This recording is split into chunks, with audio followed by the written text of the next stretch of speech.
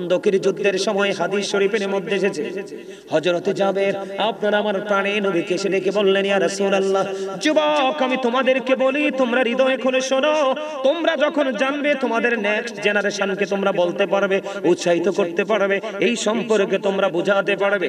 খন্দকের যুদ্ধের সময় এবার হযরতে জাবের চলে আসলেন, ইয়া রাসূলুল্লাহ, আপনি কিছু মুহাজির কিছু আনসার নিয়ে আমার বাড়িতে আসেন, কিছু খাবারের আয়োজন করা হলো, খেয়াল করবেন আপনারা। জাবের বলতেছে কিছু, মুষ্টিময় কিছু।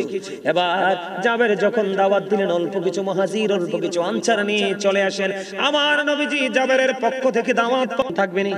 দেখেন নবীজি কি দিছে, থুতু মুবারক দিলেন। এবার বললেন, জাবের একটু একটু করে খামির থেকে একটু একটু করে রুটির খামির উঠাও আর রুটি বানাইতে থাকো, একজন একজন করে মুহাজির আনসারকে খাইতে দাও। আর পাতিলে বন্ধু গোশত হলো একটা ছাগলের বাচ্চা, কি একটা বাচ্চা ছাগল জবাই করা হয়েছে। নবীজি বললেন, জাবের ওই গোশতের জি রান্না করা যে পাতিলটা নিয়ে আসো, ঢাকনা সরাইও না।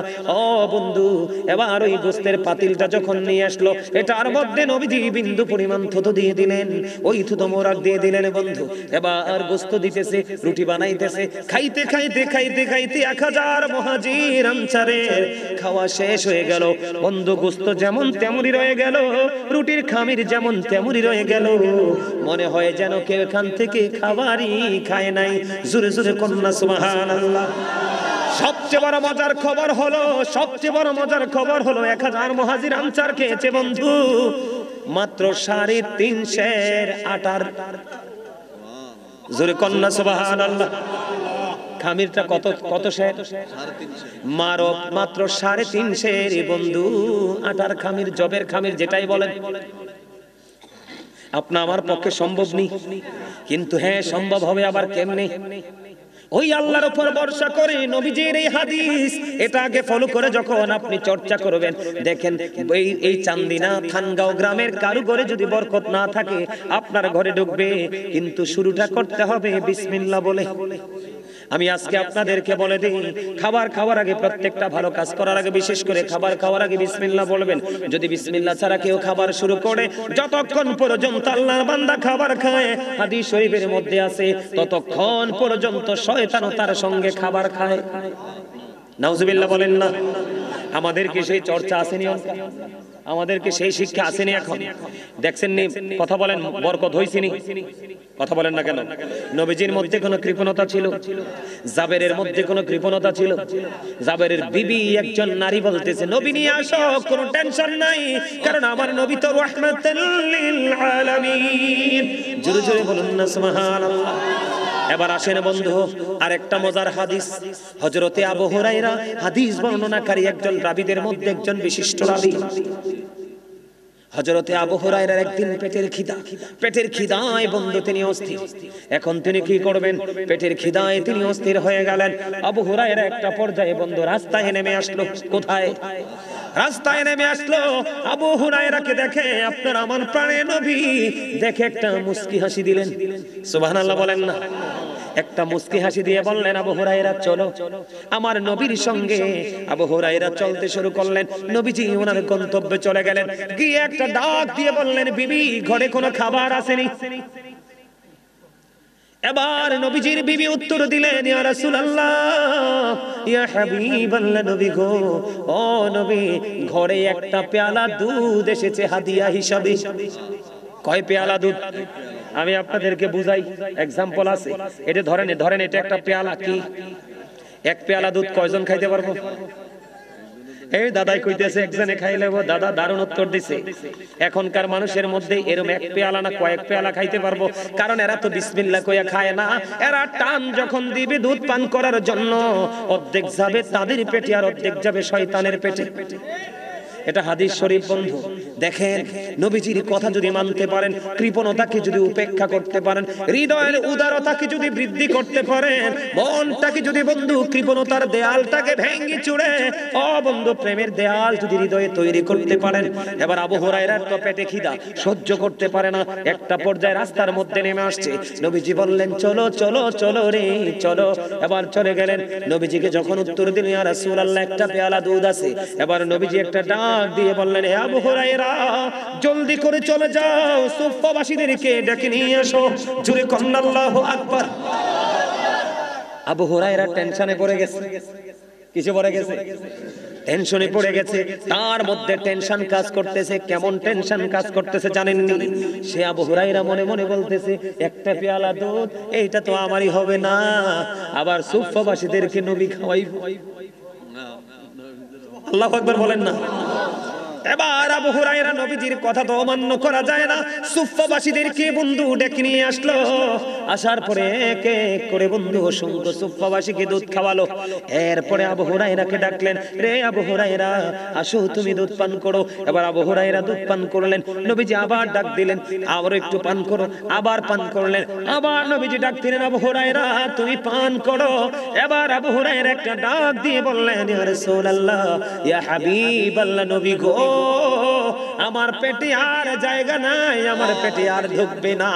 জোরে জোরে বলেন না সুবহানাল্লাহ। আমাদের বর্তমানে বাংলাদেশে কৃপণতা কি? আমাদের বাংলাদেশে কৃপণতা বাড়ছে কিনা? আমরা কন্যা কথা কন্যা কিনলে, আরে ব্যাকে মিলি কথা কন, বাড়ছে। কৃপণতা বাড়ার পক্ষে বাড়ছে বলে স্বীকার করেন কে কে? হাত তোলেন, দুই হাত। মানে কৃপণতা বাড়ছে বলে স্বীকার করেন কে কে? দুই হাত তোলেন। সবার পক্ষে তো বাড়ার নমুনাই দেখা যায়। আমার এক চাচা আঙ্গুল একটা তুলে রাখছে, কিটা বুঝাইছে বেটা? এমনি হাতটা তুললাম না, আঙ্গুল একটা দেখাই রাখছে।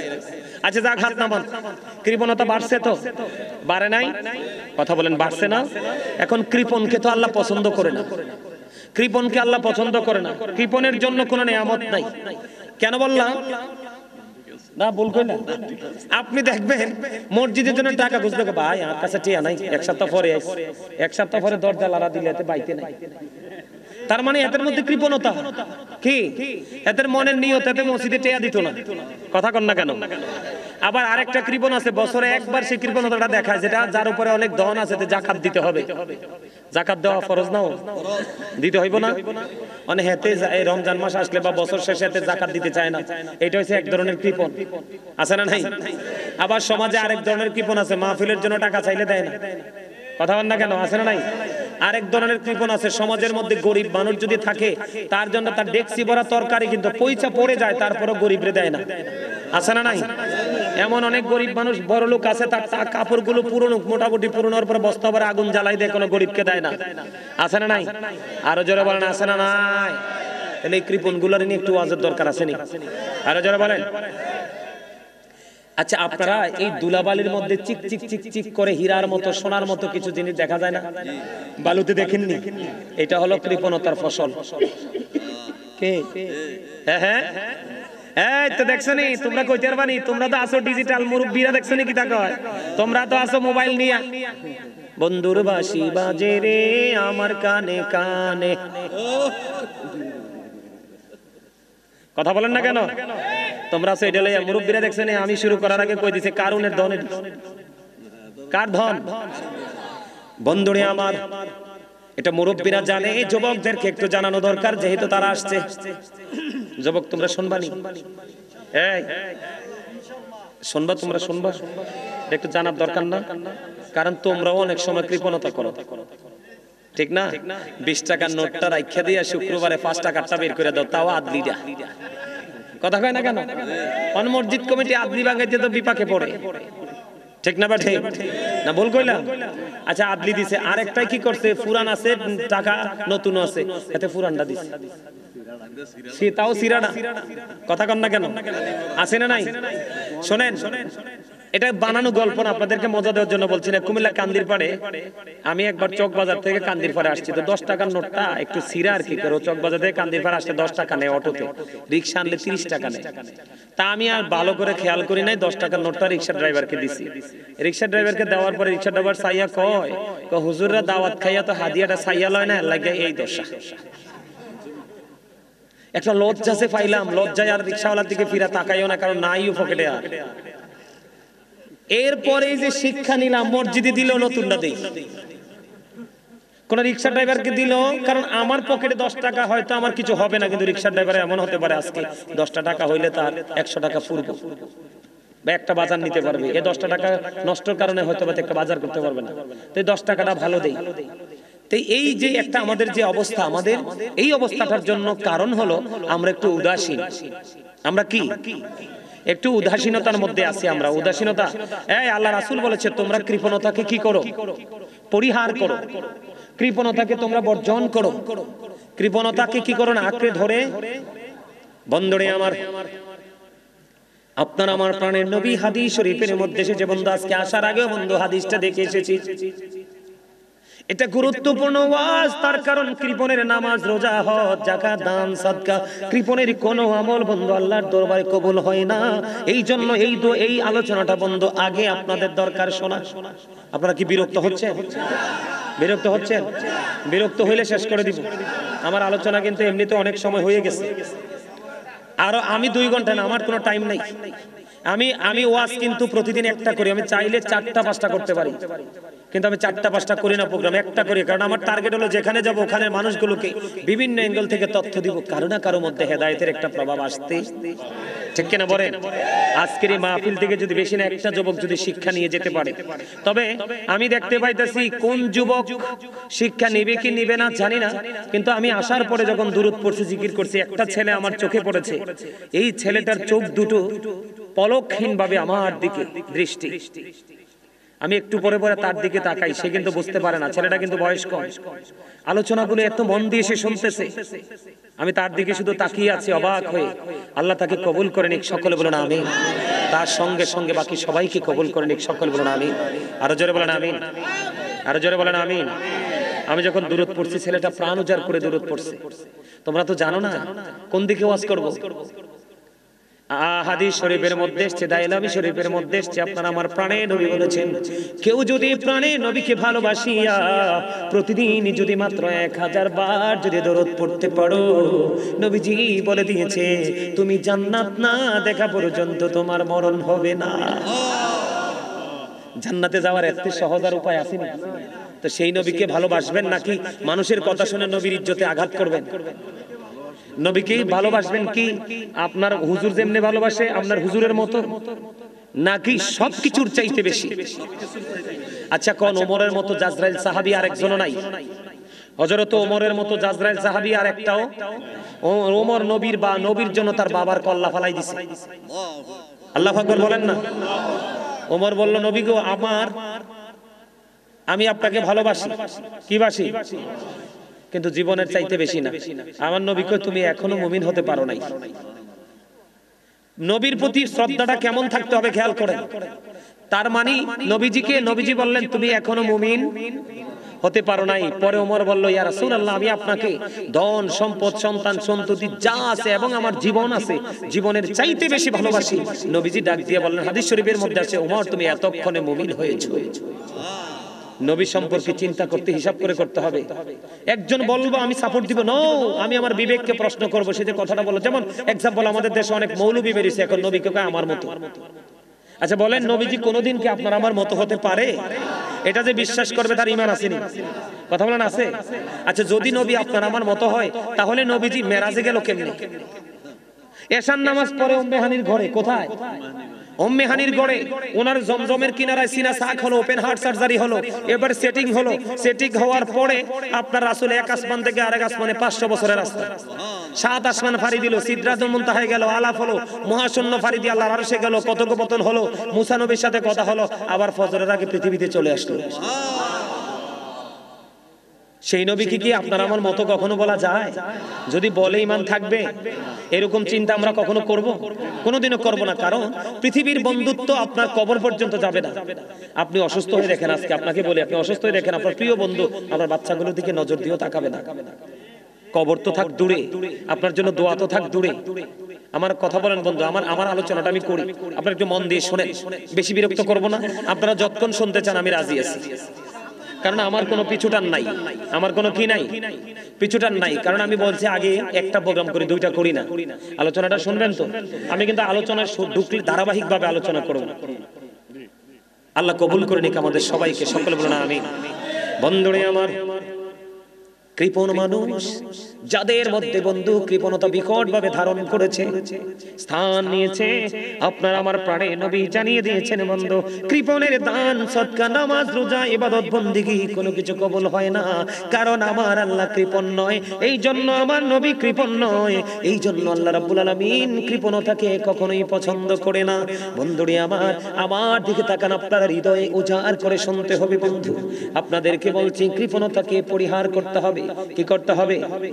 আল্লাহর হাবিব বলেছেন, যখন তোমরা দাও দুই হাত ভরে দাও, ছড়িয়ে দাও, ছিটিয়ে দাও, কৃপণতা করো না। ইয়া রাসূলুল্লাহ, ইয়া হাবিবাল্লাহ, নবী গো, আমি ছড়িয়ে দিব, আমি ছিটিয়ে দিব, হৃদয় উজাড় করে মানুষকে দিব, মসজিদের জন্য দিব, মাদ্রাসার জন্য দিব, এতিমদেরকে দিব, রাস্তার উন্নয়নের জন্য দিব, জনগণের কল্যাণমূলক কাজে আমি দিব, হৃদয় উজাড় করে। আমার নবীজি একটা ডাক দিয়ে বললে, পৃথিবীর বুকে যখন তুমি উদার চিত্তে যখন তুমি দান করতে থাকবে, এটা মসজিদে হোক, মাদ্রাসায় হোক, মাহফিলে হোক, কোন এতিম অসহায়ের বিয়েতে হোক, কারো অপারেশনে হোক, যেমন বন্ধু আমার একটা ফাউন্ডেশন আছে, গাজী ফাউন্ডেশন, এটার চেয়ারম্যান আমি, এই বন্যার্তদেরকে আমি বন্ধু নগদ টাকা দিয়েছি, অনেক বন্ধু খাবার দিয়েছি, অনেক কিছু করেছি। ও বন্ধু, এই রকম ভাবে আপনি যখন উদার চিত্তে যখন আপনি কৃপণতাকে উপেক্ষা করে যখন দান করতে থাকবেন, আমার নবী বলেছে, নারী হোক বা পুরুষ হোক, বৃদ্ধ হোক বা বৃদ্ধা হোক, যুবক হোক বা যুবতী হোক, আপনার আমার প্রাণে নবী জানিয়ে দিয়েছেন, তোমার যখন আবার প্রয়োজন হবে, কি হবে? তোমার যখন আমার প্রয়োজন হবে, যেমন এক্সাম্পল স্বরূপ আপনার ছেলে বাহিরে যাবে, আল্লাহ গো বাংলাদেশে চাকরি নাই, আমার ছেলেটা গ্রাজুয়েশন কমপ্লিট করেছে, একটা এডুকেটেড পারসন, আমার ছেলেটাকে আমি ইতালিতে পাঠাবো, আপনি দরখাস্ত লিখতে দেরি রে, আমার আল্লাহর দরবারে কবুল হতে দেরি হবে না, কারণ আমার নবীজি বলে দিয়েছে, বান্দা যখন আল্লাহকে স্মরণ করে 1 বিঘা পরিমাণে গিয়ে যায়, আল্লাহ বান্দার দিকে 1 গজ পরিমাণে গিয়ে আসে। কোন বান্দা যখন আল্লাহর দিকে স্মরণ করে করে 1 হাত পরিমাণে গিয়ে যায়, আমার আল্লাহ ডেকে ডেকে বলেছেন, হাবিব আপনি জানিয়ে দেন, আমি আমার ওই বান্দার দিকে 2 হাত পরিমাণে গিয়ে আসি। আল্লাহকে স্মরণ করে কোন বান্দা যখন হেঁটে হেঁটে আল্লাহর দিকে যায়, আল্লাহ রাব্বুল আলামিন বলে দিয়েছেন, হাদিস শরীফের মধ্যে এসেছে, হাবিব আপনি জানিয়ে দেন, আমি আমার ওই বান্দার দিকে দৌড়ে ছুটে আসি। জোরে জোরে কন্যা সুবহানাল্লাহ। আপনি যখন চাইবেন মেয়ের বিয়ের প্রয়োজন, ছেলের বিয়ে প্রয়োজন, আপনার বাড়ি বানানোর প্রয়োজন, একটা জায়গা কিনবেন, 50 লক্ষ জোগাড় হয়েছে, আরো 10 লক্ষ শর্ট, অটোমেটিক্যালি দেখবেন আরো 10 না বন্ধু, আরো 50 দেওয়ার মতো আল্লাহর পক্ষ থেকে বন্ধু দাঁড়িয়ে যাবে, কারণ আল্লাহ যখন বলবে কুন ফায়াকুন, সঙ্গে সঙ্গে বরাদ্দ হয়ে যাবে। জুড়ি জুড়ি কন্যা সুবহানাল্লাহ। কারণ আল্লাহ বলেছেন, মাকারু মাকারাল্লাহ ওয়াল্লাহু খায়রুল মাকিরিন, শ্রেষ্ঠ কৌশলের মালিক আল্লাহ, ইন্নাল্লাহা ইউহিব্বুল মুতাওয়াক্কিলিন। বন্ধু নিশ্চয় যারা আল্লাহর উপর ডিপেন্ড করে, আল্লাহর উপর ভরসা করে, আল্লাহ রাব্বুল আলামিন তাদেরকে পছন্দ করে ভালোবাসে। জোরে জোরে কন্যা সুবহানাল্লাহ। বন্ধুরে আমার দিকে তাকান, আমি एग्जांपल দেই বন্ধু। হযরত আবু হুরায়রা রাদিয়াল্লাহু তাআলা আনহু থেকে হাদিস বর্ণিত, একদিন নবীজির কাছে ক্ষুধার্ত মানুষ, কৃপণতাকে উপেক্ষা করলে আল্লাহ কেমন করে রাজি হয়। একজনে ক্ষুধার্ত মানুষ আসলো, ইয়া রাসূলুল্লাহ পেটে ক্ষুধা, ইয়া রাসূলুল্লাহ কিছু খেতে হবে গো, আমার খাবারের প্রয়োজন। নবীজির বিবির কাছে খবর পাঠালেন, বিবি রে, ও বিবি ঘরে কিছু আসেনি? বিবি আবার উত্তর দিলেন, ইয়া রাসূলুল্লাহ, ইয়া হাবিবাল্লাহ, নবী গো ঘরে কিছুই নাই গো নবী, পানি ছাড়া। আরেকজন বিবির কাছে খবর পাঠালেন, ওই বিবি উত্তর দিলেন, ইয়া রাসূলুল্লাহ, ইয়া হাবিবাল্লাহ, ঘরে পানি ছাড়া কিছু নাই গো নবী। আল্লাহি ওয়াল্লাহি, ঘরে পানি ছাড়া কিছু নাই গো নবী। এবার নবীজির উপস্থিতির সামনে সাহাবায়ে কেরাম ছিলেন, সাহাবীদেরকে বললেন, কে রে? ওই মেহমানটার দায়িত্ব নিবা, এই ক্ষুধার্ত মানুষটার দায়িত্ব নিবা, আমি একজনকে দায়িত্ব দিতে চাই। একজন আনসারী সাহাবী একটা ডাক দিয়ে বললেন, ইয়া রাসূলুল্লাহ, এই মেহমানটাকে আমাকে দিয়ে দেন। এবার ওই মেহমানের দায়িত্ব নিলেন একজন আনসারী সাহাবী। ওই সাহাবী দায়িত্ব নেওয়ার পরে বন্ধু এবার বাড়ি চলে গেলেন। জিয়ার পরে বিবিকে ডাক দিলেন, বিবি, বিবি রে, আজকে ঘরে কোনো খাবার আসেনি রে বিবি। এবার বিবি একটা ডাক দিয়ে বলল, ইয়া রাসূলুল্লাহ। এবার বিবি ডাক দিয়ে বললেন, স্বামী, স্বামী গো, আমার কাছে খাবার আছে, তবে খাবারটা হলো আমাদের ঘরে যে ছোট্ট বাচ্চাটা আছে, এই ছোট্ট বাচ্চাটার খাবার আছে। জুড়ি জুড়ি কন্যা সুবহানাল্লাহ। কার খাবার আছে? ছোট্ট বাচ্চাটার খাবার আছে। এবার ওই আনসারী সাহাবী বিবিকে একটা ডাক দিয়ে বললেন, বন্ধু চতুর্দিকে তাকাইলে একটা ব্যান যায়, আওয়াজটার দিকেও তাকাইতে হয়। আমি আপনাদেরকে ওয়াজ করছি যে আপনারা বোঝেন নাই, মানুষের আসল সত্তা হলো তার আত্মা, তার দেহ নয়। আপনার দেহ যদি এখানে থাকে আর আত্মা যদি বন্ধু বেনের সঙ্গে উপরে চলে যায়, মাঝখান দিয়ে আলোচনার মাঝখানটা হারিয়ে ফেলবেন। ও আসলে আপনি কোনো পরিপূর্ণতা খুঁজে পাবেন না। বন্ধুরে আমার, মনোযোগ হলো আসল, মানুষের আসল সত্তা হলো তার আত্মা। আত্মা যদি এখানে রাখতে পারেন, হেদায়েত নসিবে জুটবে। বন্ধুরে আবার, আনসারী সাহাবী বিবিকে ডাক দিয়ে বললেন, বিবি, বিবি রে, আমাদের সন্তানের যে খাবারটা আছে, আজকে খাবারটা আমি মেহমানকে খাওয়াবো, কারণ আমি আমার প্রাণের নবীর কাছ থেকে চেনেছি এই ক্ষুধার্ত মানুষটাকে, হে যেহেতু আমার বাড়িতে চলে আসে, সে মেহমান হয়ে গেছে। সুবহানাল্লাহ বলেন না, কি হয়ে গেছে? মেহমান হয়ে গেছে রে বিবি। ও বিবি, একটা কাজ করবে তুমি, যখন সন্ধ্যা হয়ে যাবে, সন্ধ্যা হয়ে যাওয়ার পরে বাচ্চাটাকে প্রদীপটা নিভাই দিবা ঘরে। তৎকালীন সময়ের মানুষগুলোর ঘরগুলো বন্ধ, ছোট ছোট ছিল। আপনারা যারা হজে গেছেন দেখছেননি? এখানে হজে গেছেন এমন লোক আসেননি? আপনি যে গেছেন দেখছেননি মা ফাতেমার বাড়ি ঘর? আমি দেখেছি বন্ধু, তাদের ঘর ছিল ছোট, কিন্তু তাদের প্রেম ছিল আকাশ ছোঁয়া। এখন আমাদের ঘরগুলো হয়ে গেছে বড়, ঘরগুলো হয়ে গেছে পাকা, কিন্তু হৃদয়টা একেবারে মরিচিকায় জং ধরে ফেলেছে। জং একবারে বন্ধু ধ্বংস করে দিয়েছে। এবার কি করলেন? বিবিকে ডাক দিয়ে বলল, বন্ধু, আনসারী সাহাবীর প্রেমের খবর শোনেন। কৃপণতাকে তারা কেমন করে উপেক্ষা করেছে, কেমন করে তারা কৃপণতাকে দূর করে আল্লাহর দিদার প্রাপ্ত হয়েছে। এবার বিবিকে বললেন, বিবি, বিবি গো, প্রদীপটা নিভাই দিও সন্ধ্যা যখন হবে। ও স্বামী, কেন গো? ওই প্রদীপটা যখন নিভিয়ে দিবে, বাচ্চাটা বুঝতে পারবে রাত্র গভীর হয়ে গেছে, তুমি তার মাথায় হাত বুলিয়ে দিও, বাচ্চাটাকে তুমি ঘুম পাড়িয়ে দিও, কারণ এই খাবারটা আমি আজকে আমার নবীর কাছ থেকে আনা মেহমানকে, ক্ষুধার্ত মানুষকে খাওয়াবো। জুড়ে জুড়ে কন্যা সুবহানাল্লাহ। বন্ধুরে আমার, এবার বিবি কি করলেন? প্রদীপটা নিভিয়ে দিলেন, বাচ্চাটাকে বন্ধু ওই মেহমানকে বাচ্চার খাবারটা খাওয়াই দিলেন। ওই বাচ্চাটা পেটের খিদায় বন্ধু ঘুমিয়ে গেল। তার আল্লাহর দিদার কেমন করে চেয়েছে, নবীজির কথাকে তারা কেমন করে মূল্যায়ন করেছে। আমরা সবাই নবীর উম্মত দাবি করি, আল্লাহর বান্দা দাবি করি, কিন্তু আমরা পরিপূর্ণ পথভ্রষ্টতার মধ্যে আছি বন্ধু। এবার কি করলো? মেহমানকে খাবারটা খাইয়ে দিল, রাত্র ফুরিয়ে গেল। সকাল যখন হলো, এবার ওই আনসারী সাহাবী নবীজির দিকে আসতেছে, নবীজির দিকে আসতেছে, হুজরার দিকে হেঁটে হেঁটে আসে। নবীজি ওই সাহাবীর চেহারা দেখে নবীজি মুস্কি মুস্কি হাসে। এবার ওই সাহাবী কাছে চলে আসলেন, ইয়া রাসূলুল্লাহ, ইয়া হাবিবাল্লাহ, নবী গো, এত মিষ্টি হাসি, এত মুস্কি হাসি আপনার নূরানী চেহারায় ফুটে ওঠার কারণ কি?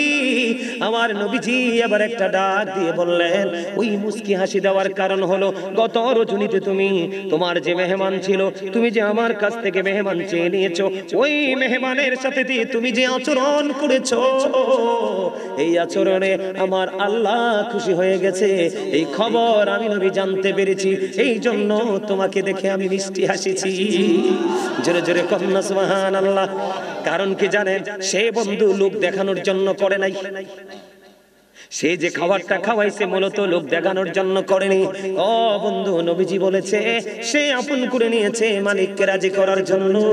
আজকে ঠিক তেমনি ভাবে যদি আমরা মসজিদে দান করার ক্ষেত্রে, মাদ্রাসায় দান করার ক্ষেত্রে, মাহফিলে দান করার ক্ষেত্রে, জন উন্নয়নমূলক কল্যাণমূলক কাজে দান করার ক্ষেত্রে আগে যদি ভাবতাম, আল্লাহ তুমি আমাকে তোমার প্রিয় দানশীল বান্দাদের অন্তর্ভুক্ত করে নিও, কৃপণতা দূর হয়ে যেত।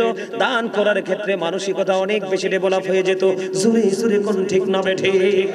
বন্ধুরে আমার, আপনি কৃপণতা করে কি করলেন? কাপড়গুলোকে ফুরিয়ে দিলেন, কোন এতিমকে দিলেন না, কোন গরিবকে দিলেন না। যিনি কৃপণতাকে উপেক্ষা করে, কৃপণতাকে বর্জন করে, যিনি একজন দুস্থ অসহায় মানুষকে বন্ধু একটা বস্ত্র দিয়েছে, একটা শার্ট, একটা গেঞ্জি, একটা লুঙ্গি, একটা পায়জামা, আবার যেই ধরনের পোশাকই হোক না কেন, নবীজি বলে দিয়েছেন, তুমি যাকে পোশাকটা দিয়েছো সে খুশি হয়ে সেটাকে গ্রহণ করেছে।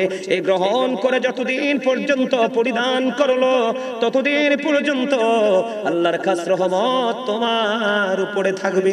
যিনি দাতা ওনার উপরে জুড়ে জুড়ে বলেন না সুবহানাল্লাহ। আরো জোরে বলেন না সুবহানাল্লাহ। আর একটু মহব্বতে বলুন সুবহানাল্লাহ। তাহলে আপনাকে আমাকে কি করতে হবে? কৃপণতা বর্জন। কথা বলেন না কেন? কি করতে হবে? কৃপণতা বর্জন। কেমন করে কৃপণতা বর্জন করতে হবে জানেননি?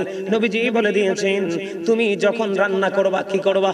তুমি যখন কোনো তরকারি রান্না করবা, তুমি তরকারির মধ্যে একটু ঝোল অথবা রসা তুমি একটু বাড়াইয়ে দিও। ইয়া রাসূলুল্লাহ, ইয়া হাবিবাল্লাহ, কেন গো? আমার নবীজি বললেন, তুমি যখন তরকারিটা রান্না করবা, ঝোল একটু তুমি বাড়িয়ে দিও। তুমি কি করবে? ঝোল একটু বাড়িয়ে দিবে, তার কারণ হলো তুমি ঝোল একটু বাড়াইয়া দেবা। তোমার পাশের ঘরের মানুষটা আজকে গরিব, আজকে ইনকাম করতে পারে না, এই পুরুষ লোকটা, বাচ্চা আছে অথবা ঘরে মুরব্বি আছে, তুমি যেন এক পেয়ালা তার ঘরে পাঠিয়ে দিতে পারো। চুরি চুরি কন্যা সুবহানাল্লাহ। বন্ধুরে আমার, এখন আপনি খাওয়াইলে লাভটা হবে কি? হাদিস শরীফের মধ্যে এসেছে, আল্লাহর কাছে দুইটা কাজ অনেক বেশি পছন্দের। আল্লাহর কাছে দুইটা কাজ বন্ধু অনেক বেশি পছন্দের। একটা হলো পরিচিত ও অপরিচিত হো। কোন মানুষকে যদি তুমি সালাম দিতে পারো, আর কোন মানুষকে যদি তুমি পেট ভরিয়ে খাইয়ে দিতে পারো। জোরে জোরে কন্যা সুবহানাল্লাহ, আরো জোরে বলেন না সুবহানাল্লাহ। তাহলে আপনি কি হলেন? আল্লাহর যে পছন্দের কাজের মধ্যে একটা আপনি করে ফেললেন, আপনি তার আপনার আশেপাশের মানুষকে খাবার খাইয়ে দিন। জোরে জোরে বলেন না সুবহানাল্লাহ। এখন আমাদের মধ্যে যিনি খাওয়ায় উনি কৃপণ না? কথা বুঝতে পারছেন নি? যিনি দান করে তিনি কৃপণ না, যিনি যাকাত দেয় তিনি কৃপণ না, যিনি যাকাতও দেয় না, দানও করে না, এতিম অসহায়ের পাশেও দাঁড়ায় না, তিনি সত্যিকার অর্থে কৃপণ। আপনার সামনে দরুদ পড়া হলো, আপনি দরুদ পড়লেন না, আপনি সত্যিকার অর্থে কৃপণ। আপনার সামনে আল্লাহর জিকির করা হলো, আপনি জিকির করলেন না, আপনি হলেন শ্রেষ্ঠ কৃপণ। এই কৃপণের জন্য, এই জন্য বন্ধু কোরআন এবং হাদিস করে দেখলাম, যারা জিকির করে তারা হলো বন্ধু জিন্দা, আর যারা জিকির করে না তারা হলো মুর্দা। আপনি জিকির করেন না কিন্তু গায়ে গতরে মোটা, কোরআন হাদিসের দৃষ্টিতে আপনি মরে গেছেন। কারণ মানুষের দেহ আসল নয়, তার আসল হলো তার আত্মা। ঠিক কিনা বলেন? আর জোরে বলেন। মা আয়েশা সিদ্দিকা রাদিয়াল্লাহু তাআলা আনহা বললেন, ইয়া রাসূলুল্লাহ, আমি কেমন করে দিব? আমার দুইজন প্রতিবেশী আছে। কয়জন? কথা বলেন না কয়জন? কয় আমার দুইজন প্রতিবেশী আছে গো ইয়া রাসূলুল্লাহ, আমার দুইজন প্রতিবেশী আছে। আমি ইয়া রাসূলুল্লাহ, আমার দুইজন প্রতিবেশীর মধ্যে আমি কাকে আগে দিব? নবীজি বললেন, তোমার দুইজন প্রতিবেশীর মধ্যে যার ঘরটা তোমার কাছে তাকে আগে দাও, তারপরে তোমার একটু দূরে যিনি তার কাছে আগে দাও। বন্ধু, আমাদের মধ্যে অনেক সমস্যা, নিজের এলাকার মসজিদে দেয় না, শ্বশুর বাড়ির মসজিদে দেয়। কথা কয় না, আছে না নাই? আরো জোরে বলে। হুজুর আপনি কি রাগ হইছেন আমার লগে? হ্যাঁ, মন খারাপ করে আমার সামনের দিকে আইয়েন। আপনারা হুজুরে আমার তে লাগা আরে পছন্দ করে না, আরে অপছন্দ করছে। আপনারা অপছন্দ করছেন নাকি? সবার পছন্দ হইছে? কোনটা কইবেন? আই লাইক ইউ না আই লাইভ ইউ? হইছে না তো? দোনোটা দোনোটা। মাশাআল্লাহ মাশাআল্লাহ, thank you very much, thank you, আলহামদুলিল্লাহ বলেন। আর যারা বলেন না, আপনারা হাসানোর জন্য একটু বলছিলাম, আপনারা তো সবাই হাসতে পারলেন না। ওরে বাপ রে বাপ, এনে দুই একজন দেখি কি মোটা হইয়া বইছে। মনে রাখবেন, যে বেশি মোটা ওটা যেই কোনো মুহূর্তে হার্ট অ্যাটাক করে মারা যাবে। ওমা, আরে স্বাস্থ্য ভাই তুই হাসি যদি কিল্লাই হাসা কথা কইছি তো। যেই মানুষটা একটু মানে গম্ভীর ভাব, এটা আমার কথা না, গম্ভীরতা মানুষের হার্টকে দিন দিন দুর্বল করে ফেলে। কি করে? এটা আমার নবীর কথা। গম্ভীরতা মানুষের কি করে? হার্টকে দুর্বল করে ফেলে, উইক করে ফেলে, যেই কোনো মুহূর্তে হার্ট অ্যাটাক করে মারা যায়। নবীজি মানুষ সুস্থ থাকার জন্য যে অপশনগুলো দিছে, এর মধ্যে একটা অপশন হলো হাসি খুশি জীবন।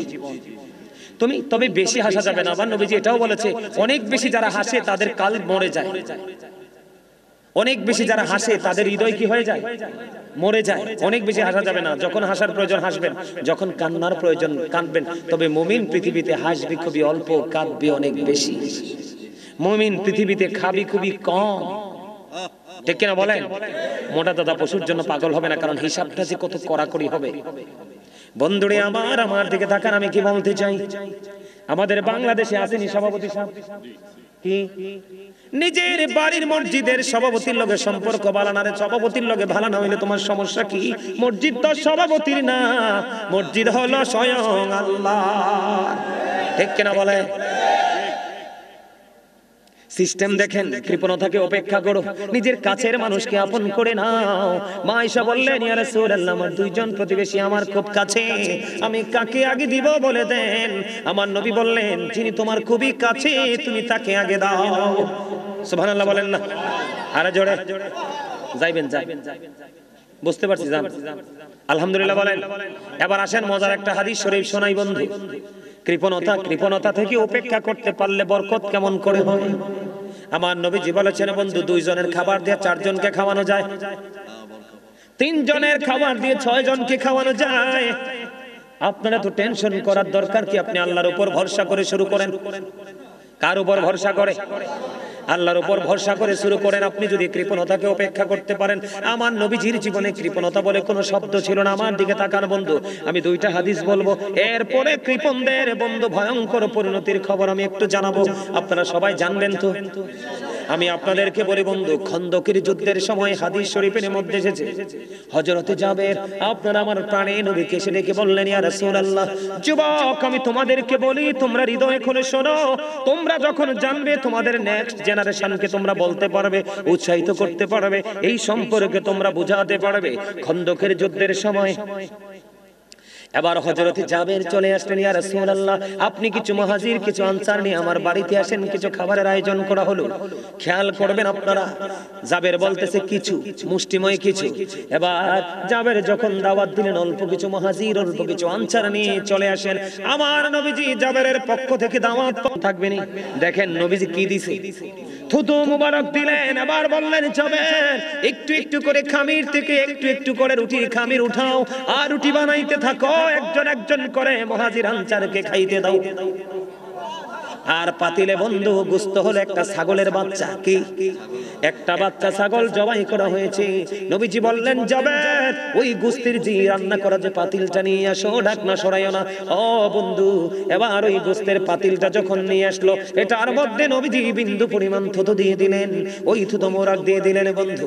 এবার গোশত দিতেছে, রুটি বানাইতেছে, খাইতে খাইতে খাইতে খাইতে 1000 মুহাজির আনসারের খাওয়া শেষ হয়ে গেল বন্ধু। গোশত যেমন তেমনই রয়ে গেল, রুটির খামির যেমন তেমনই রয়ে গেল, মনে হয় যেন কেউ এখান থেকে খাবারই খায় নাই।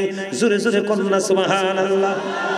সবচেয়ে বড় মজার খবর হলো, সবচেয়ে বড় মজার খবর হলো 1000 মুহাজির আনসার খেয়েছে বন্ধু মাত্র 3.5 সের আটার। জোরে কন্যা সুবহানাল্লাহ। খামিরটা কত সের? মাত্র 3.5 সের বন্ধু আটার খামির, জবের খামির যেটাই বলেন। আপনা আমার পক্ষে সম্ভব নেই, কিন্তু হ্যাঁ সম্ভব হবে। আবার কেমনে? ওই আল্লাহর উপর ভরসা করে নবীজির এই হাদিস এটাকে ফলো করে যখন আপনি চর্চা করবেন, দেখেন এই চান্দিনা থানগাঁও গ্রামের কারো ঘরে যদি বরকত না থাকে, আপনার ঘরে ঢুকবে, কিন্তু শুরুটা করতে হবে বিসমিল্লাহ বলে। আমি আজকে আপনাদেরকে বলে দিই, খাবার খাওয়ার আগে, প্রত্যেকটা ভালো কাজ করার আগে, বিশেষ করে খাবার খাওয়ার আগে বিসমিল্লাহ বলবেন। যদি বিসমিল্লাহ ছাড়া কেউ খাবার শুরু করে, যতক্ষণ পর্যন্ত আল্লাহর বান্দা খাবার খায়, হাদিস শরীফের মধ্যে আছে, ততক্ষণ পর্যন্ত শয়তানও তার সঙ্গে খাবার খায়। নাউজুবিল্লাহ বলেন না। আমাদেরকে সেই চর্চা আসেনি, আমাদেরকে সেই শিক্ষা আসেনি। এখন দেখছেন নি, কথা বলেন, বরকত হইছিনি? কথা বলেন না কেন? নবীজির মধ্যে কোনো কৃপণতা ছিল? জাবেরের মধ্যে কোনো কৃপণতা ছিল? জাবেরের বিবি একজন নারী বলতেছে, নবী নিয়ে আসো, কোনো টেনশন নাই, কারণ আমার নবী তো রাহমাতুল লিল আলামিন। জোরে জোরে বলুন না সুবহানাল্লাহ। এবার আসেন বন্ধু, আরেকটা মজার হাদিস। হযরতে আবু হুরায়রা হাদিস বর্ণনাকারী একজন রাবীদের মধ্যে একজন বিশিষ্ট রাবী। হযরতে আবু হুরায়রার একদিন পেটের খিদায় বন্ধু তিনি অস্থির। এখন তিনি কি করবেন? পেটের খিদায় তিনি অস্থির হয়ে গেলেন। আবু হুরায়রা একটা পর্যায়ে বন্ধু রাস্তায় নেমে আসলো। কোথায়? রাস্তায় নেমে আসলো। আবু হুরায়রাকে দেখে আপনার আমার প্রাণের নবী দেখে একটা মুস্কি হাসি দিলেন। সুবহানাল্লাহ বলেন না। একটা মুস্কি হাসি দিয়ে বললেন, আবু হুরায়রা চলো আমার নবীর সঙ্গে। আবু হুরায়রা চলতে শুরু করলেন। নবীজি ওনার গন্তব্যে চলে গেলেন, গিয়ে একটা ডাক দিয়ে বললেন, বিবি ঘরে কোনো খাবার আসেনি? এবার নবীজির বিবি উত্তর দিলেন, ইয়া রাসূলুল্লাহ, ইয়া হাবিবাল্লাহ, নবী গো, ও নবী, ঘরে একটা পেয়ালা দুধ এসেছে হাদিয়া হিসাবে। কয় পেয়ালা দুধ? আমি আপনাদেরকে বুঝাই, এক্সাম্পল আছে। এটা ধরেন এটা একটা পেয়ালা। কি এক পেয়ালা দুধ কয়জন খাইতে পারবো? এই দাদাই কইতেছে একজনে খাইলে দাদা দারুণ উত্তর দিছে। এখনকার মানুষের মধ্যে এরকম এক পেয়ালা না কয়েক পেয়ালা খাইতে পারবো? কারণ এরা তো বিসমিল্লাহ কইয়া খায় না।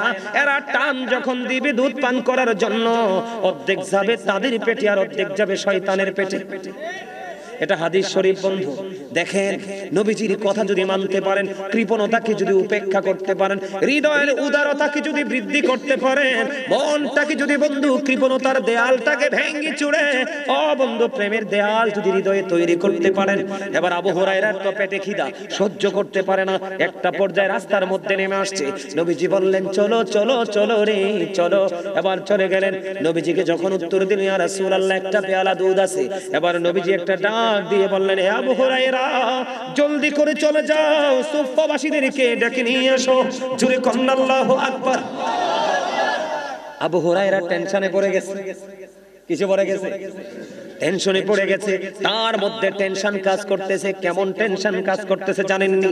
সে আবু হুরায়রা মনে মনে বলতেছে একটা পেয়ালা দুধ এইটা তো আমারই হবে না, আবার সুফফাবাসীদেরকে নবী খাওয়াইব। আল্লাহু আকবার বলেন না। এবার আবু হুরায়রা নবীজির কথা তো অমান্য করা যায় না, সুফফাবাসীদেরকে বন্ধু ডেকে নিয়ে আসলো। আসার পরে এক এক করে বন্ধু অসংখ্য সুফফাবাসীকে দুধ খাওয়ালো। এরপরে আবু হুরায়রাকে ডাকলেন, রে আবু হুরায়রা আসো তুমি দুধ পান করো। এবার আবু হুরায়রা দুধ পান করলেন। নবীজি আবার ডাক দিলেন, আবার একটু পান করো। আবার পান করলেন। আবার নবীজি ডাক দিলেন, আবু হুরায়রা তুমি পান করো। এবার আবু হুরায়রা একটা ডাক দিয়ে বললেন ইয়া রাসূলুল্লাহ ইয়া হাবিবাল্লাহ নবী গো, আমার পেটে আর জায়গা নাই, আমার পেটে আর ঢুকবে না। জোরে জোরে বলেন না সুবহানাল্লাহ। আমরা সেই নবীর উম্মত, আজকে আমাদের হাতে বরকত নাই। কথা কন না কেন? বরকত থাকবে কেমনে? আপনার বউ তো প্রস্রাব করে ভালো করে পানি খরচ করবে কেমনে জানে না। জিলা কুলুপ কিভাবে ব্যবহার করতে হয় সেটা জানে না। ঠিক কিনা বলেন? রান্না করার সময় মাথায় ঘোমটা দেয় না, বিসমিল্লাহ কই স্টার্ট করে না। কারণ বিসমিল্লাহ বলবে কেমন করে? এত পেটে এত খিদা, সে বলে আই এম ভেরি টায়ার্ড। বিসমিল্লাহর কথা মনে নাই। টায়ার্ড অবস্থায় কি বিসমিল্লাহ মনে থাকেনি? এরপরে বিসমিল্লাহ ছাড়া খাবার শুরু করলো। খাইতে খাইতে খাইতে খাইতে গলা পর্যন্ত আসছে। আলহামদুলিল্লাহ বলার বন্ধ সুযোগ নাই। বললাম সমস্যা কি? আলহামদুলিল্লাহ কইছেন নি? কয় no I am very relax. কথা বুঝেন নাই? আগে ছিলাম ক্লান্ত, এখন হইছি শান্ত। মাঝখানে বরকত চলে গেছে অচিন দেশে। ঠিক কিনা বলেন? এটা কি আপনার উদারতার চিহ্ন নাকি কৃপণতার চিহ্ন? এখন নবীজি যেটা কইছে এটা যদি আপনি মানতে না পারেন তাহলে নবীর উম্মত নি। কথা কন না কেন? নবীজি যেটা বলছে সেটা যদি আপনি করেন নাই, আপনি উম্মত নি। আরো জোরে বলেন উম্মত। আরো জোরে উম্মত হতে পারবেন? পারবেন না? আমার দিকে তাকান, দেখে দেখে একটা হাদিস পড়বো, শুনবেন নি আপনারা? আরো জোরে। হেদায়েত পাইতে হলে, আপনাকে শিক্ষা অর্জন করতে হলে কি করতে হবে বন্ধু? আপনার আমার প্রাণের নবী কি বলেছে আমি আপনাদেরকে একটুখানি শোনাই। রাগ হইবেন? হাদিসটা বললে শোনার দরকার আছে না নাই? আমি একটা হাদিস শরীফ আপনাদেরকে শোনাবো। ও বন্ধু, আপনাদের জন্য বড় নিয়ামত। এদিকে তাকান, যুবক ভাইদেরকে বলছে তোমরা শোনো। আল্লাহ রাসূল কি বলেছেন? ওয়ান আবি হুরায়রা রাদিয়াল্লাহু তাআলা ক্বাল রাসূলুল্লাহ সাল্লাল্লাহু আলাইহি ওয়াসাল্লাম মান আতানি ফাকাদ আতাল্লাহ ওয়া মান আসানি ফাকাদ আসাল্লাহ ওয়া মান আতা আমিরি ফাকাদ আতানি ওয়া মান আসা আমিরি ফাকাদ আসানি। মুত্তাফাকুন আলাইহি। আল্লাহর হাবিব বলেছেন, হযরতে আবু হুরায়রা রাদিয়াল্লাহু তাআলা আনহু থেকে বর্ণিত, দেখো সাধারণ মানুষ যারা, সাধারণ উম্মত যারা, তাদের হাসরটা কত সহজ, তাদের মুক্তিটা কত সহজ, আল্লাহর নিয়ামত পাওয়াটা তাদের জন্য কতটা সহজ। আমার নবীজি বলে দিয়েছেন। হযরতে আবু হুরায়রা রাদিয়াল্লাহু তাআলা আনহু থেকে হাদিস বর্ণিত, আপনার আমার প্রাণের নবী বলেছেন মান আতাআনি ফাকাদ আতাআল্লাহ। নবী ইরশাদ করেছেন, যে ব্যক্তি আমার অনুগত করে সে আল্লাহর অনুগত করলো। জোরে জোরে কন্না সুবহানাল্লাহ। মানে হাদিসের প্রথম লাইনটা দেখছেন নি কত চমৎকার। আল্লাহ রাসূল বলেছেন মান তুআনি ফাকাদ আল্লাহ, যে ব্যক্তি আমি নবীর আনুগত্য করলো সে যেন আল্লাহর আনুগত্য করলো। জোরে জোরে কোন সুবহানাল্লাহ। এর পরের অংশটা দেখেন, আল্লাহর হাবিব বলেছেন ওমান আসানি ফাকাদ আসাল্লাহ, আপনার আমার প্রাণে নবী বলে দিয়েছেন আর যে ব্যক্তি আমার অবাধ্য করলো সে যেন আল্লাহর অবাধ্য করলো। তার মানে যে নবীর হুকুমকে, নবীর অর্ডারকে, নবীর প্র্যাকটিক্যালটাকে অস্বীকার করলো, অমান্য করলো, সে যেন মূলত আল্লাহকেই অমান্য করলো। জোরে জোরে কন্যা নাউজুবিল্লাহ, আরো জোরে বলেন নাউজুবিল্লাহ। এখন আপনার মনে মনে চিন্তা হলো আমি রাসূলকে পাবো কোথায়? রাসূল তো চলে গেছে, আমি রাসূলের দিদার কেমন করে পাবো? আমি কোথায় গেলে রাসূলকে পাবো? আল্লাহর হাবিব আপনাকে আমাকে বলে দিয়েছে বন্ধু। এবার আমার দিকে তাকান, আল্লাহর হাবিব বলেছেন ওমান আতওয়া আমিরি ফাকাদ আতওয়ানি, আল্লাহ রাসূল বলেছেন যে আমার আমিরের অনুগত্য করলো সে আমার অনুগত্য করলো। জোরে জোরে কন্যা সুবহানাল্লাহ। এরপরে রাসূল বলেছেন ওমান আসানি ওমান আসা আমিরি ফাকাদ আসানি, যে ব্যক্তি আমার আমিরের অবাধ্য করলো সে যেন আমি নবীর অবাধ্য করলো। জোরে জোরে কন্যা নাউজুবিল্লাহ। এরে যুবক ভাই, আমি তোমাদেরকে বলছি, ও দাড়ি পাকা আমার মুরব্বি বাবারা, আমি এই চান্দিনা থানগাঁও গ্রামের আমার মা আমার বোনদেরকে ডেকে ডেকে বলবো, হৃদয় খুলে শোনো, আমার নবী বলেছেন নবীকে মানলে আল্লাহকে মানা হয়ে যায়, নবীকে অমান্য করলে আল্লাহর অমান্য করা হয়। এবার আমার নবীজি বলেছেন যে ব্যক্তি আমার আমিরকে, তার মানে আল্লাহ এবং আল্লাহর হাবিবের প্রেমিক হতে হবে আলেম। কি? আল্লাহ এবং আল্লাহর হাবিবের প্রেমিক হক্কানি আলেমের অনুগত্য করলো, মানে আলেমকে মানলো সে যেন নবীকে মানলো। যে হক্কানি আলেমের অবাধ্য হলো সে যেন নবীর অবাধ্য হয়ে গেল। জোরে জোরে কন্যা নাউজুবিল্লাহ। তার মানে আল্লাহকে পাইতে হলে রাসূলের কাছে যেতে হবে, আর রাসূলকে পাইতে হলে হক্কানি আলেম এবং হক্কানি আল্লাহর ওলিদের কাছে যেতে হবে। অন্যথায় আপনার জন্য সহজ কোনো রাস্তা নাই, ঠিক কিনা বলেন? আরো জোরে বলেন। এখনো বন্ধু সুফাবাসী সকলে দুধ খাইলো, আবু হুরায়রা দুধ খাইলো, সর্বশেষে আপনার আমার প্রাণে নবী দুধ পান করলো। জোরে জোরে কোন সুবহানাল্লাহ। আর একটু জোরে। এবার আসেন, যদি আপনি কৃপণতা কি করেন, আপনি যদি কৃপণতাকে বর্জন করতে না পারেন, বলে আপনি মনে মনে ভাবলেন হুজুরা যা বলক গিয়া, আমি কৃপণতা কি করব না, ছাড়বো না, বর্জন করব না। এই জায়গায় আমি আপনাদেরকে একটা এক্সাম্পল দিয়ে বিষয়টা শেষ করে দিব বন্ধু। আপনারা জানেন কারণ ছিল একজন মানুষ, যিনি ছিলেন মূসা নবীর ছোট চাচাতো ভাই। কি ভাই? মূসা নবীর ভাই ছিলেন, সোজা কথা তিনি ছিলেন বন্ধু গরিব। মূসা নবীর বোনের সাথে তার বিবাহ হলো।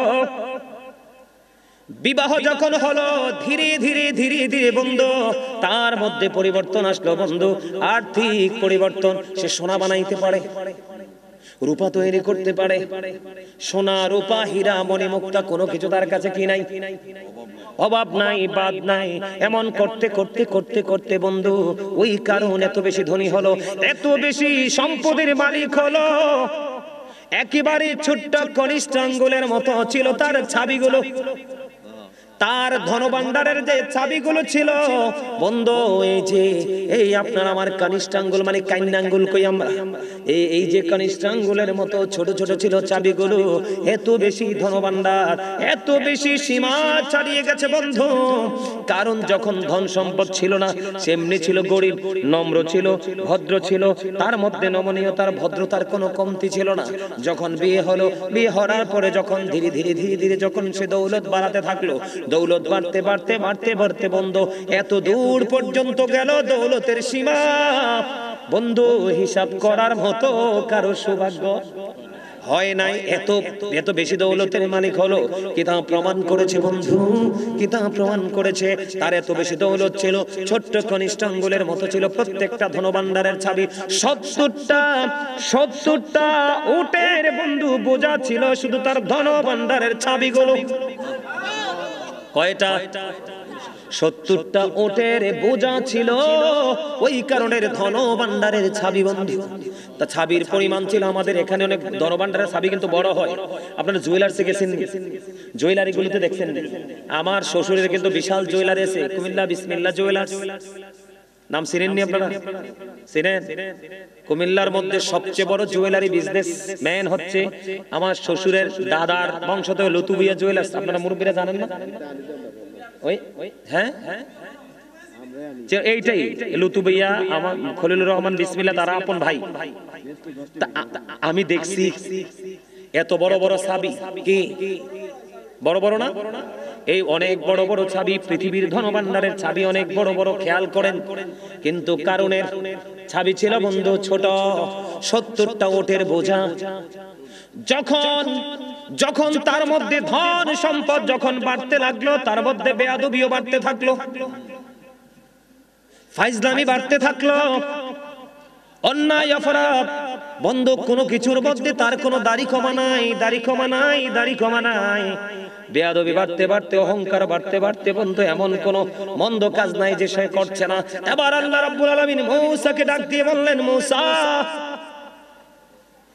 ওই কারণকে বলো তার হিসাবগুলো কি করতে, কারণকে বলো তার হিসাবটা সঠিকভাবে করতে, কারণ তার হিসাবের উপর যাকাত দিতে হবে। কি দিতে হবে? কথা বলে না কেন? যাকাত দিতে হবে। ও বন্ধু, পরে কারণ হিসাব মিলাইলেন, কারণ হিসাব মিলাইয়া দেখলেন তার এই দৌলত, তার এই সম্পত্তি থেকে অনেক সম্পদ বন্ধু অন্যকে দিয়ে দিতে হবে। কি করতে হবে? অন্যজনকে দিয়ে দিতে হবে। এমন অবস্থা দেখে এবার সে বললেন না, সে দান করার পক্ষে নাই, দান করবে না, আল্লাহর হুকুম পালন করবে না, আল্লাহর অর্ডার মান্য করবে না। ও বন্ধু, এমনি ভাবে বলতে বলতে বলতে বলতে মুসা নবী বললেন, সে মুসা নবীর কথা শুনলেন না। মুসা কালিমুল্লাহর বক্তব্যকে উপেক্ষা করলেন, করতে করতে এমন দূর পর্যন্ত চলে গেল। সর্বশেষে বন্ধু আল্লাহ রাব্বুল আলামিন ওই জমিনকে অর্ডার করলেন, জমিন ওই কারণের সম্পত্তিগুলো কি করো, গ্রাস করে ফেলো। কি করে ফেলো? কারণের সম্পত্তিগুলো গ্রাস করে ফেলো। তখন কারণের সম্পত্তি বন্ধু গ্রাস করা হলো। এখন দেখবেন আপনি দোআঁশ মাটিতে যান, বেলে মাটিতে যান, এঁটেল মাটিতে পাওয়া যায় না এগুলো। আপনি দোআঁশ মাটিতে যান, বেলে মাটিতে যান বন্ধু, ওখানে গেলে দেখবেন বন্ধু মণিমুক্তার মতো চিকচিক করে, কিন্তু ছোঁয়া যায় না। দেখতে সুন্দর লাগে, ঠিক কিনা বলেন? এগুলো হলো কারণের ধন। ওই পৃথিবীর মানুষগুলোকে বন্ধু আল্লাহ শিক্ষা দেওয়ার জন্য রেখেছে। পৃথিবীতে ধন নিয়ে, অহংকার নিয়ে কৃপণতা করো না, প্রাউড ফিল করো না। যদি তোমরা কেউ অহংকারী হও, ওই কারণের দিকে নজর দাও। কারণের সম্পদগুলো আমি এমন ভাবে জমিনের সাথে মিশিয়ে দিয়েছি, যুগে যুগে যুগে যুগে মানুষগুলো পৃথিবীতে আসবে আর ওখান থেকে শিক্ষা নেবে। ঠিক কিনা বলেন? আর জোরে বলেন। তাহলে কৃপণতা করবো না, ছাড়বো? কৃপণ মানুষের দোয়া আল্লাহ কবুল করেনি, করে না। কৃপণকে আল্লাহ পছন্দ করে না, কারণ আমার আল্লাহ কৃপণ না, নবী রাসূল কৃপণ ছিলেন না, আল্লাহর ওলিরা কৃপণ ছিলেন না।